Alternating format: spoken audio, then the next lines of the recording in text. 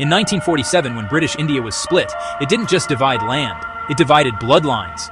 Families were torn apart, homes were abandoned, millions crossed the borders carrying memories, fear, and anger. This is the story of one nation split into two. When Pakistan took a chunk of India to become a separate nation, they became enemies from day one. And even though both claimed independence, their survival depended on watching each other. In the decades that followed, the scars of partition turned into paranoia. Both nations fought wars, but those wars were just the surface. The real war was happening in the shadows.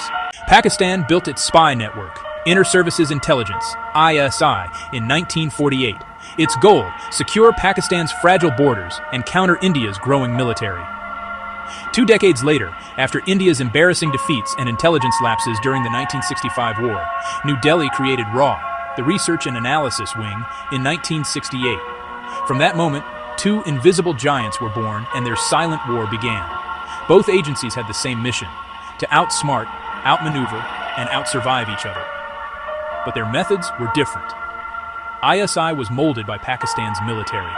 It answered not just to the government, but to the army and its generals. It learned early on that controlling information meant controlling power.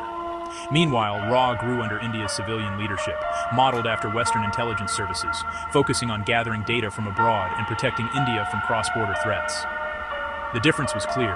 ISI operated like a sword, cutting deep wherever Pakistan saw a threat.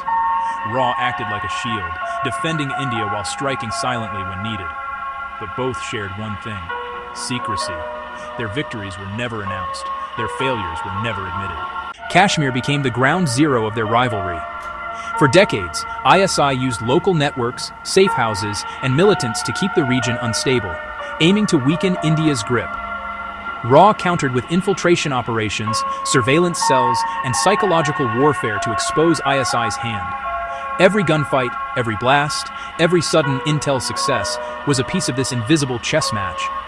Kashmir wasn't just a conflict zone, it was the heart of their intelligence war. ISI's goal was to bleed India slowly. RAW's goal was to choke ISI's reach quietly. Each side funded assets, monitored the other's recruits, and ran propaganda to control narratives in local and global media. When the Soviet Union invaded Afghanistan in 1979, a new battlefield opened up. ISI became a central player, funneling money and weapons to the Mujahideen, supported by the CIA. This made ISI one of the most powerful intelligence agencies in the region. But India didn't stay silent. RAW built diplomatic and infrastructure influence inside Afghanistan, training officers, supporting projects, and building deep ties with the Afghan government. To Pakistan, that looked like encirclement, an Indian strategy to trap them from all sides. Even after the Soviets left and the Taliban rose, both RAW and ISI stayed deeply active there. ISI worked to maintain control through its old allies, while RAW worked to limit their influence by backing rival factions. What outsiders called Afghan politics, RAW and ISI called war by other means. Behind the headlines, their operations became more complex. ISI reportedly established networks to train militants and move funds through charities and shell companies. RAW built counterintelligence units to track, intercept, and break those same networks. There are countless unconfirmed stories: ISI's alleged operations in Punjab and Mumbai, RAW's deep cover agents across Karachi and Balochistan, and the endless arrests of suspected spies on both sides. Each incident sparks diplomatic outrage, but both sides know the truth: this war will never go public. Agents from both countries live double lives, working in embassies, media, trade offices, or NGOs. Some are caught, most are not. Each one is another piece in this invisible puzzle that shapes the region's future. ISI isn't just Pakistan's intelligence agency. It's a state within a state. It controls political narratives, oversees internal security, and even influences foreign policy. Its strength comes from the army, and from the secrecy it guards so tightly. RAW, meanwhile, operates from within India's democratic system, answerable to civilian government and the Prime Minister's office.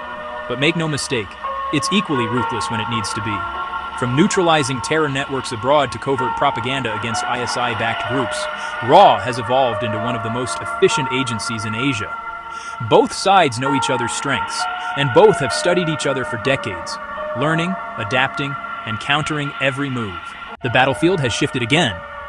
Now, the fight happens in cyberspace. RAW uses advanced surveillance programs and AI-driven data analysis to detect hostile activity before it reaches Indian soil. ISI counters with cyber units trained to hack, intercept, and disrupt Indian databases. Every click, every encrypted chat, every signal across the border can now be a target. This is no longer just a spy war, it's an intelligence race to control the digital frontier of South Asia. Whenever a terrorist attack hits India, fingers point toward ISI. Whenever Pakistan accuses India of funding unrest in Balochistan, they point toward RAW.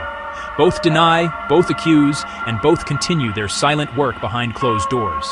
There's no peace treaty for this kind of war, because it's not fought with armies. It's fought with whispers, codes, and disappearances.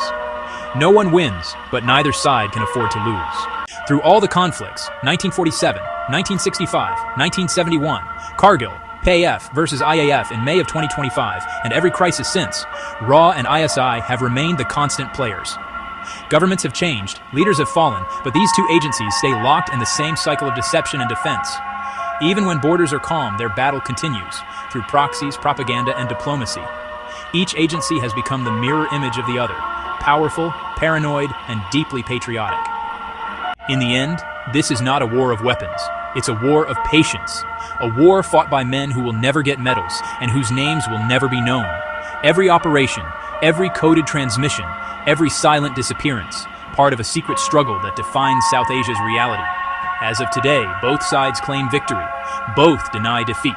But in truth, neither has ever stopped fighting. RAW and ISI, two agencies born from the same partition, forever divided by borders, forever bound by the same mission, to watch, to wait, and to strike when the world isn't looking. This is the secret war across borders, a war with no front lines, no treaties, and no end.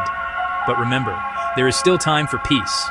Please subscribe to this channel if you want to keep up to date with how this world is shaping up to New World Order and proxy wars. Take care and have a blessed day.